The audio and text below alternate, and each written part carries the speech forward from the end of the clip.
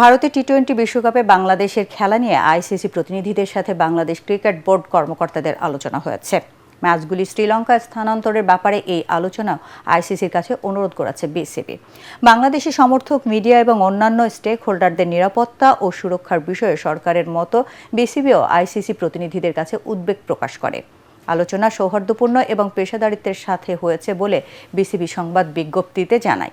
ICC দলের প্রতিনিধিত্ব করেন ইভেন্ট অ্যান্ড কর্পোরেট কমিউনিকেশনের জেনারেল ম্যানেজার গৌরব সাক্সেনা এবং ইন্টিগ্রিটি ইউনিটের general manager and F grade.